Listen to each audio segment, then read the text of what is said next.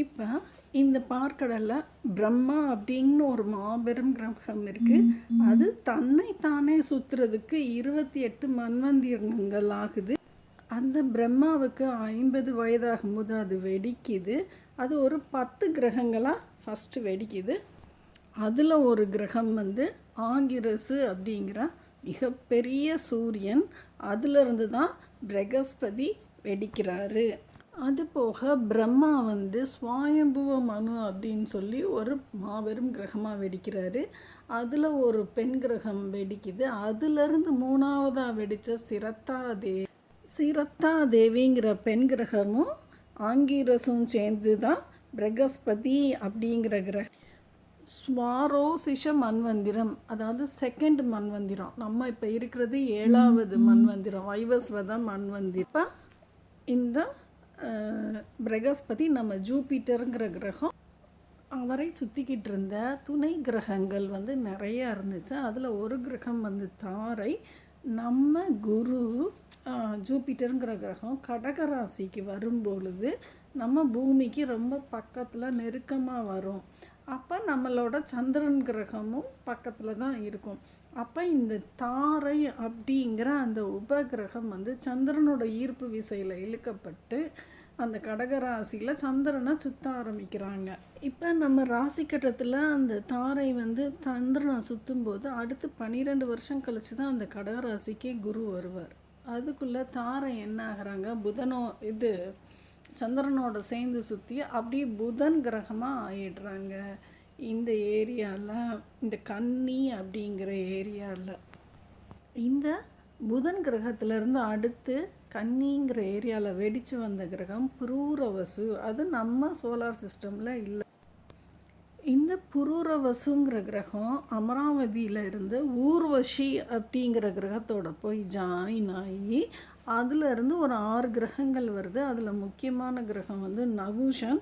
இந்த நகுஷன் கொஞ்ச நாள் அந்த அமராவதிங்கிற ஏரியாவை தன்னோட கட்டுப்பாட்டில் ஈர்ப்பு விசையில் வச்சு, இந்த நகுஷன்கிறவர் அப்புறம் அமராவதி ஏரியாவிலேருந்து வேறு ஏரியா நம்ம மகாபாரத காலத்தில் பீமனை தன்னோட ஈர்ப்பு விசையில் இழுத்து சுற்றிக்கிட்டு இருந்தாரோ அவரை யுதிஷ்டன் திருப்பி தன்னோட ஈர்ப்பு விசையில் இழுத்தாருன்னு ஒரு கதை வரும். இப்போ இந்த நகுஷன்லேருந்து பார்ப்போம். இந்த நகுஷன் கிட்டேருந்து யயாதி அப்படின்னு ஒரு மாபெரும் கிரகம் வெடிக்குது. அவருக்கு 5 கிரகங்கள் வருது.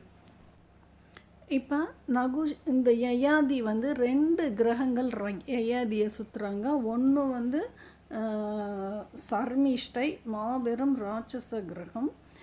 அதுக்கு அடுத்து சுக்கிரன் கிட்டேருந்து தேவயானி அப்படின்னு 2 கிரகம் சுற்றுறாங்க.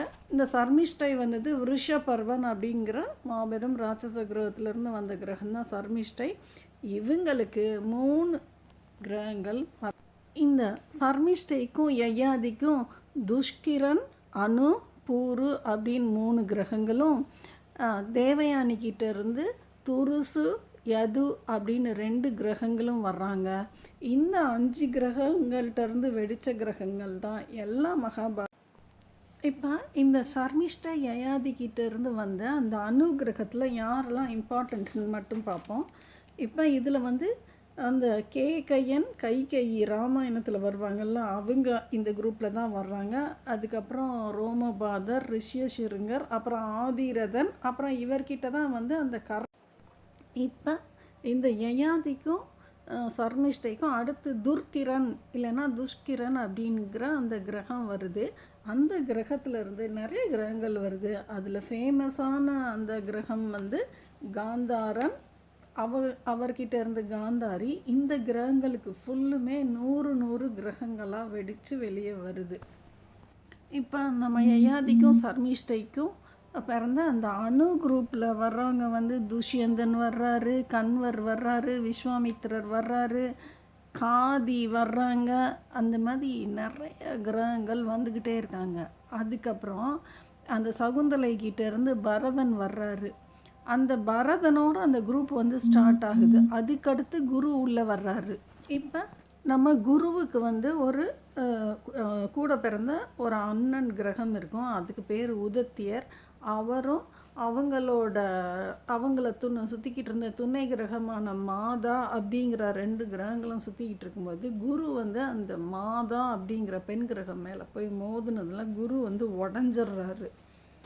குரு உடஞ்சதுக்கு பேர் வந்து பரத்வாஜர் அப்படிங்கிற மாபெரும் கிரகம். அது இப்போ வந்து அந்த சப்தரிஷி மண்டலத்தில் இருக்குது. இப்போ இந்த பரத்வாஜர் அப்படிங்கிற கிரகம் என்ன ஆகுது, அந்த பரதன் அப்படிங்கிற கிரகம் அதோட ஸ்டாப் ஆயிடுச்சு. இப்போ இந்த குரு கிட்டேருந்து வெடித்த அந்த பரத்வாஜர் கிரகம் வந்து இப்போ வந்து அந்த பரதன் அப்படிங்கிற கிரகத்தை சுற்ற ஆரம்பிக்குது. இந்த பரத்வாஜர் கிட்டேருந்து வந்தவர் தான் நம்ம துரோணர். இந்த பரத்வாஜருக்கு பிரகசத்ரன் அப்படிங்கிற கிரகம் பிறக்குது. அந்த கிரகத்திலிருந்து வந்தவங்க தான் இந்த அஸ்தி அப்படிங்கிற கிரகம். அதுதான் அஸ்தினாபுரம்ங்கிற ஏரியா. அஸ்தி இருந்த இடம் அஸ்தினாபுரம் அப்படின்னு வந்துச்சு.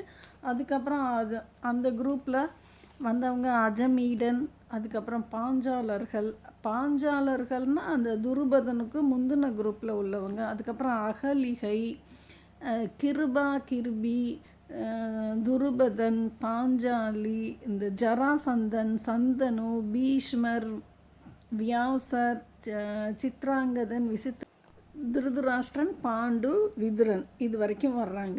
இப்போ நம்ம யயாதியோட அந்த குரூப்பு. இப்போ நம்ம சுக்கிரன் கிரகத்திட்டேருந்து தேவயானி வர்றாங்க. தேவயானி வந்து யயாதியோட ஜாயின் பண்ணி அவங்களுக்கு வந்து துருசு, யது அப்படின்னு 2 கிரகங்கள் அவங்கக்கிட்டேருந்து வருது. இப்போ துருசுக்கிட்டேருந்தும் நிறையா கிரகங்கள் வருது. இப்போ நம்ம யதுக்கிட்டேருந்து வெடித்து வந்த கிரகங்கள்லாம் என்னென்னு சொல்லி நம்ம பார்ப்போம். இப்போ இதில் கார்த்தவீரியன் வந்து மிகப்பெரிய கிரகம். இந்த கிரகம் வந்து ராவணன் இருந்த பீரியட்லேயே இருந்துச்சு. ஏன்னா ராவணனை சிறை வச்சவர். இந்த கார்த்தவீரியார்ஜுனனா நம்ம பரசுராமர் வந்து உடச்செறிவார். ஜமதக்னி முனிவர் அந்த குரு வம்சத்துலேருந்து வந்தார் இல்லை, அப்போ வந்து அவரை வந்து இந்த பரசுராமர் உடச்சி எறிவார். அப்புறம் இந்த குரூப்பில் வந்தவங்க ஜெயத்வசன், அதுக்கப்புறம் மதன். இந்த மதன் குரூப்பில் வந்ததுனால தான் நம்ம கிருஷ்ணருக்கு பேரே மதன கோபாலர் அப்படின்னு வச்சுருந்தாங்க. இதுக்கப்புறம் இந்த குரூப்பில் வந்து சேதி நாட்டு அந்த அரசன் சிசுபாலன் ஃபேமஸ்ஸு. அதுக்கப்புறம் அந்த அக்ரூரர், அதுக்கப்புறம் நம்ம இவங்க வசுதேவர், குந்தி இந்த குரூப்பு, ஜராசந்தன், கம்சன் இந்த குரூப்லாம் வர்றாங்க. அப்புறம் இன்னும் ஏராளம் எக்கச்சக்கம் இவங்கக்கிட்டேருந்து வந்த எல்லா கிரகங்களுமே வெடித்து சிதறி அந்த ஏரியாவில் எக்கச்சக்கமான கிரக கூட்டங்கள் சேர்ந்து போச்சு. இந்த கிரகங்களில் வேறு நிறையா சூரியன் போன்ற கிரகங்களை நம்ம பரசுராமர் வந்து உடச்சிருக்காரு. அது உடச்சது போக இந்த கிரகங்கள்லாம் ரொம்ப நெருக்கமாக 100 கிரகங்கள் அந்த மாதிரி வெடித்து சிதறி ஒரே ஏரியாவில் இருந்ததுனால இவங்களுக்குள்ள அந்த மோதல் வந்து அந்த குருட்சேத்திர போர் நிகழுது. இப்போ இந்த பரசுராமர் என்ன ஆகிறாருன்னா போய் வேறு ஏரியாவில் போய் இப்போ இருக்கார். அடுத்து 8வது மன்வந்திரத்தில் நம்ம வைவஸ்மது மனு காலம் முடிஞ்சதுக்கப்புறம் பலி சக்கரவர்த்தி பாதாள உலகத்திலிருந்து வருவாராம். பாதாள உலகத்திலிருந்து வந்து எழும்பி வந்து திருப்பி இந்த மன்வந்திரம், இந்த 8வது மன்வந்திரத்தை அவர் ஆட்சி பண்ணும்போது அந்த 7 சப்தரிஷிகள் இருக்காங்கள்ல அவங்களும் மாறுவாங்களாம். அதில் ஒருத்தராக இந்த பரசுராமர் வருவார் அப்படின்னு சொல்கிறாங்க. இவங்க எல்லாம் இப்போ இந்த கிரகங்கள்லாம் இருக்கிற ஏரியா வந்து சிவனோட ஆட்சி ஏரியா. அதனால தான் சிவபக்தர்கள் அப்படின்னு எல்லாரையும் சொல்கிறாங்க. அது போக அந்த பிரம்மாவின் ஏரியாவிலேருந்து வந்த கிரகங்களை மோதி வேறு கிரகத்து மேலே தள்ளுறதுக்கு பேர் தான் அந்த பிரம்மாஸ்திரம். பிரம்மனின் ஏரியாவிலேருந்து வந்த கிரகங்களை மோதி தள்ளுறது. அதே மாதிரி விஷ்ணு ஏரியாவிலேருந்து வந்த கிரகங்களை தள்ளுறது மோதி, அது மாதிரி சிவன் ஏரியாவில் இருக்க கிரகங்களையே மோதி தள்ளுறது வந்து அந்த சிவனின் பாசுபதாஸ்தி